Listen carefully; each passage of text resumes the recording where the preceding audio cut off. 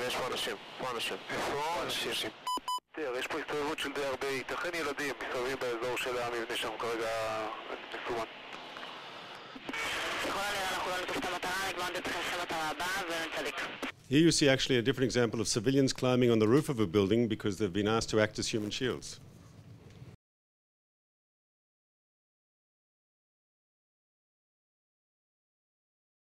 The rectangle that you see in the center is the UNRWA's Shahada Al-Manas Elementary School for boys.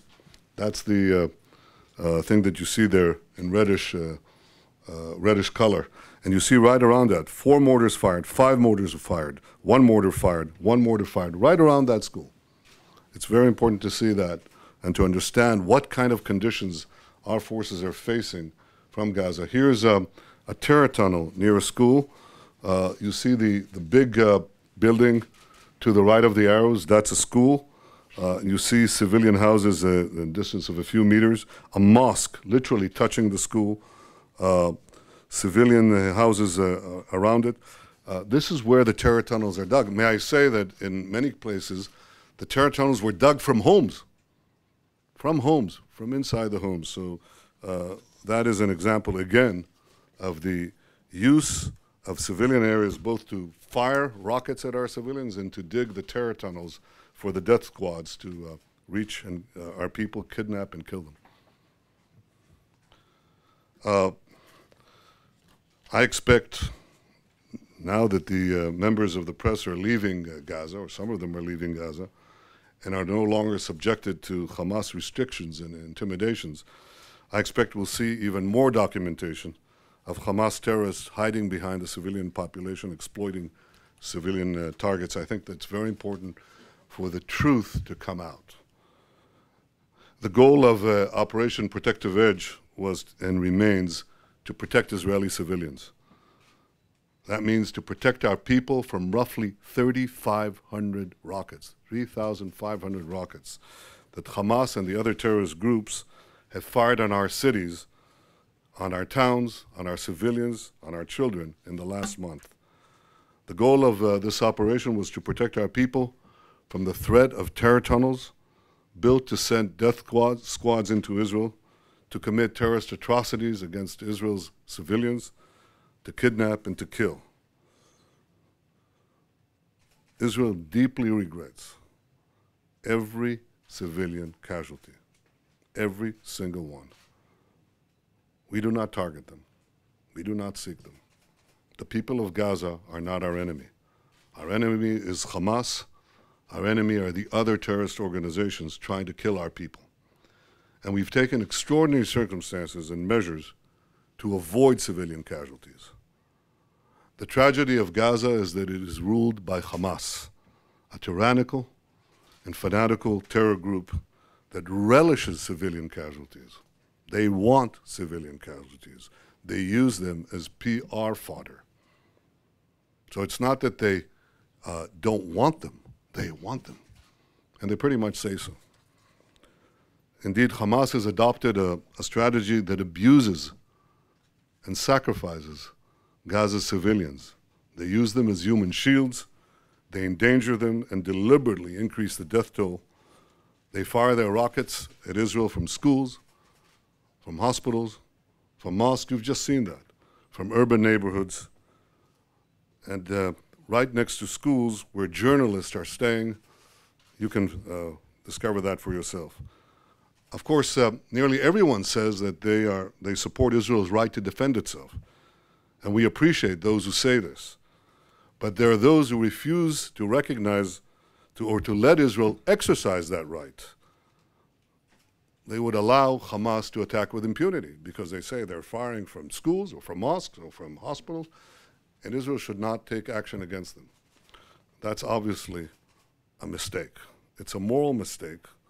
It's an operational mistake because that would validate and legitimize Hamas's use of human shields, and it would hand an enormous victory to terrorists everywhere and a devastating effect to the free societies that are fighting terrorism.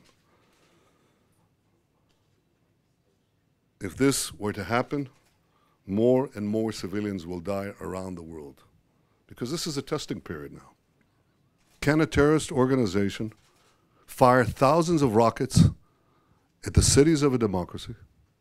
Can a terrorist organization embed itself in civilian areas? Can it dig terror tunnels from civilian areas? Can it do so with impunity because it counts on the victimized country to respond as it must, as any country would, and then be blamed for it? Can we accept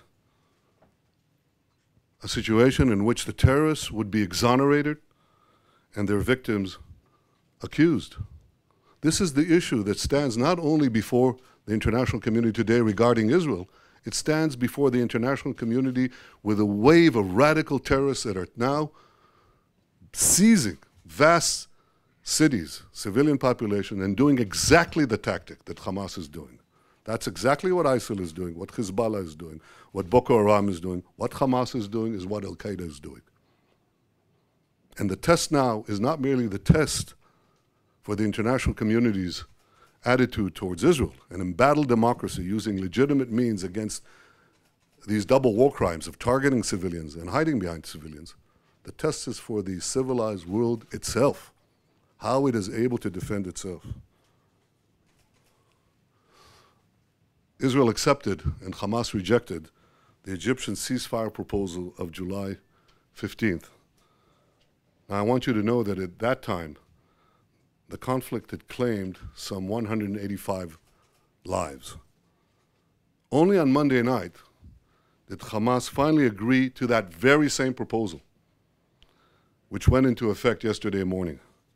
That means that 90%, a full 90% of the fatalities in this conflict could have been avoided had Hamas not rejected then the ceasefire that it accepts now. Hamas must be held accountable for the tragic loss of life. It must be ostracized from the family of nations for its callous abuse of civilians. And Hamas must be prevented from rearming as part of Gaza's general demilitarization. That is the sure way to guarantee that this conflict will not repeat itself. And I'm very glad that Secretary Kerry and others have put forward the need to demilitarize Gaza. This is a long-standing Palestinian obligation yet to be fulfilled. Setting anew this long-term goal is important for Israel, it's important for the people of Gaza, and for all of us who want to see an end to the violence and an end to the suffering. Every civilian casualty is a tragedy of Hamas's own making. I think the Nobel laureate Elie Wiesel put it best when he said, Hamas is engaging in child sacrifice. And this is something for which it must be held accountable. For the sake of all our children, it must not be allowed to get away with this. To ask, you mentioned the Israeli acceptance of the ceasefire, the Egyptian proposal the first time around on the 14th of July. That was before the ground operation, before the tunnel attack near Sufa. And I wanted to ask, were you therefore, if Hamas had accepted the ceasefire at that stage, the tunnels would not have been dealt with? And I wanted to ask, therefore, people are asking, was it a strategic goal? Was it a goal of this operation? Was Israel kind of improvising? Was there a strategic plan here? Or were you going with the flow?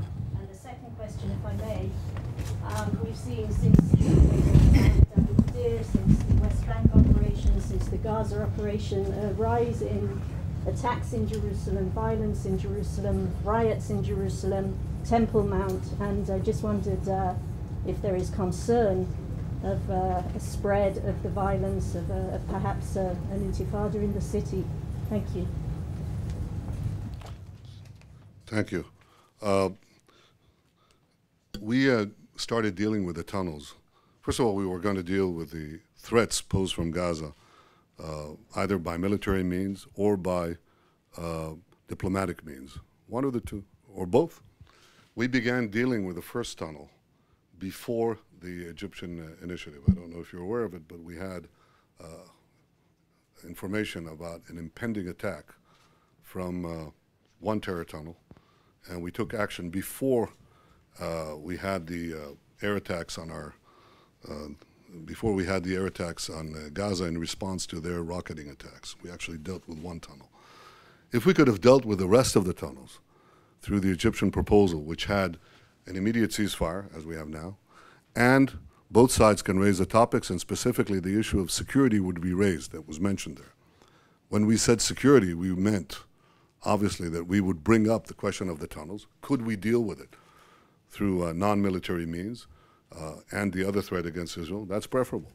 As it turned out, Hamas rejected this, and therefore we had to deal with it in military means. So we addressed the other tunnels, in addition to the one we had already addressed with military means, by doing the, by actually going in. That first tunnel was struck from the air. We didn't know that it achieved the result, and it's very hard to achieve that result from the air.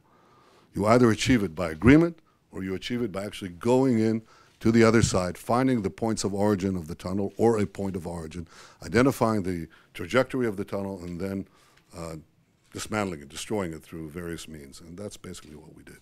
If we could have done it diplomatically, fine. If not, we did it militarily. And the Army just told us that they completed this activity, and then we went out. We went in to deal with the tunnels. We went out after we finished dealing with the tunnels. A Jerusalem question, Prime Minister. Well, obviously we're concerned. We hope that everyone will work now to calm the situation. That has been our goal from the very beginning, in Jerusalem, everywhere, in the Palestinian areas. We don't need to see loss of life there any more than we want to see it on the Gaza front. I want to make sure that you mentioned the Temple Mount, so I want to make sure that everyone understands that Israel respects and will continue to respect the status quo on the Temple Mount. We know that there are arrangements there, including the traditional role of the Hashemite Kingdom of Jordan, and we are not about to change it. First of all, the IDF has suffered the largest casualties yet in any Palestinian Israeli conflict. We understand 61 soldiers killed, 3 civilians. We've seen more than 1,800 people killed in Gaza, 900 or almost 1,000 of which are civilians estimated. Do you really feel that your actions, Israel's actions, were proportionate? And were you using the appropriate precision weapons, even if Hamas is using them as human shields? And a second question, if please, I may. we won't have, can I ask one question? Because the Not New everyone York will be able to Times ask did if you too. do too. And Very we want to let briefly. many people ask. Please. Why don't you ask the first question? Let me answer that, then you can ask the second Thank you. question. Why don't we do that? So first of all, the answer to both your questions is yes. I think it was justified. I think it was proportional. And that doesn't in any way take away from the deep regret we have for the loss of a single civilian. We've gone to extraordinary lengths to avoid civilian casualties. Hamas has gone to extraordinary lengths to ensure that they have civilian casualties, as you've just seen. Now, let's imagine your country. Could be any country. Could be the US, could be Britain, could be Germany, France, India, you name it. Let's imagine your country attacked by 3,500 rockets. Your territory is infiltrated by death squads. What would you do? What would you demand that your government do to protect you and your family? You'd demand that, and you'd be right, because security, protecting the people, is the first obligation of any government. But what if the rockets are fired from civilian areas, and the tunnels come from schools, from mosques, from private houses, where civilians live? Should you then not take action? Do the terrorists have immunity because of the fear that some civilians will unfortunately get hurt? Let me tell you what I think disproportionality is.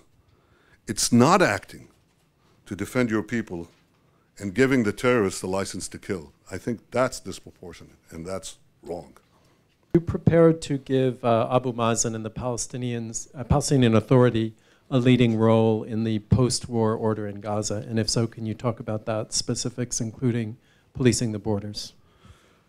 We have cooperated and are cooperating with the Palestinian Authority on matters that you raised. There are other matters as well. And the answer is that we're cooperating with them and are prepared to see a role for them.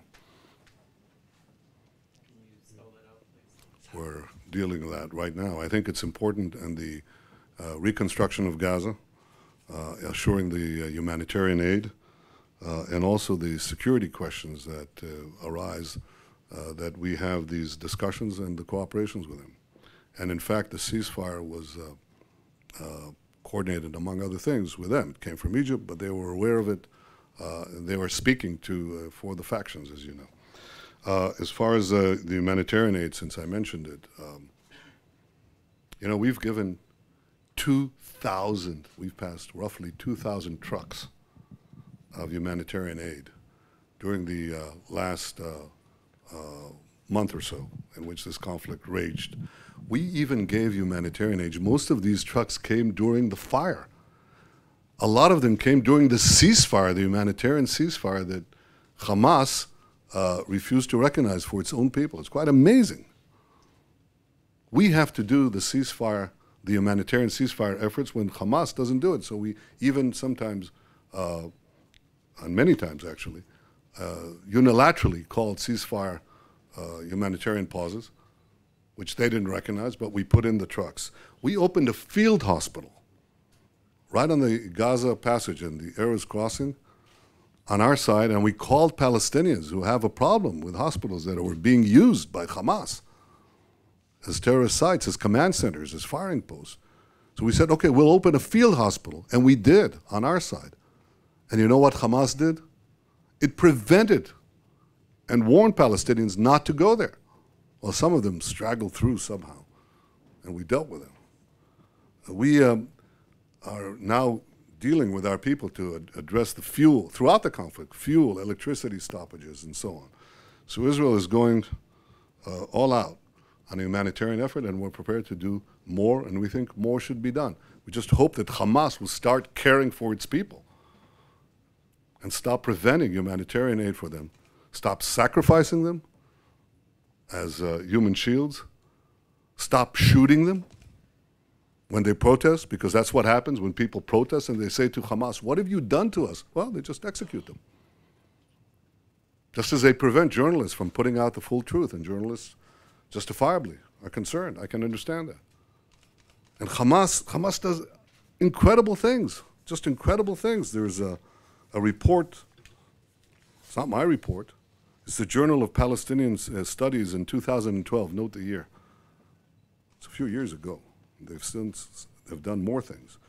Hamas officials, according to the Journal of Palestinian Studies, reported that at least 160 children have been killed digging the tunnels. There is something fundamentally wrong here. Hamas is sacrificing its people, sacrificing its children, and it should not be allowed to get away with it. These are tragedies. The loss of a single child is a tragedy. The loss of mothers, women, families is a tragedy. But this tragedy should be put squarely where the responsibility for it belongs. The responsibility for this tragedy belongs with Hamas. It's a deliberate strategy. I'm afraid the last question has to be from the Washington Post. Mr. Prime Minister, you mentioned Secretary Kerry's comments supporting demilitarization of Gaza. I'm wondering if you also support what he said about the need to think bigger now, to use the Cairo talks as an opportunity to think more broadly about a two-state solution. And if so, what will Israel do to move in that direction? First of all, I had a very good conversation with Secretary Kerry today. We work very closely with him and with the U.S. administration, with President Obama throughout this operation and before. There are reports of the substance and the tone of our relationships are distorted. They don't capture the essence of the common values that bind our societies together and bind our governments together. And I appreciate the support that the United States has shown for Israel's right to self-defense and the appropriation that I asked for an additional $225 million of support for Iron Dome. I think these are all very important things for which the people of Israel are deeply grateful. And I want to express that. I think the Secretary's statement on demilitarization as a strategic long-term goal is very important. I think he's right that there are opportunities now, perhaps opportunities that we've not seen before, with a realignment of important parties in the Middle East to be able to fashion a new reality, one more conducive to the end of violence, to the establishment of calm, sustainable peace, or at least a sustainable quiet, which can lead to other things. That has yet to be seen, but that is a goal, I think, worthy of exploration and pursuit. That's my goal. I'm afraid we have to finish. We're short of time. I thank you all for your patience, and I apologize to all those who couldn't ask questions. There'll be other opportunities. There will be other opportunities. I thank you. Thank you.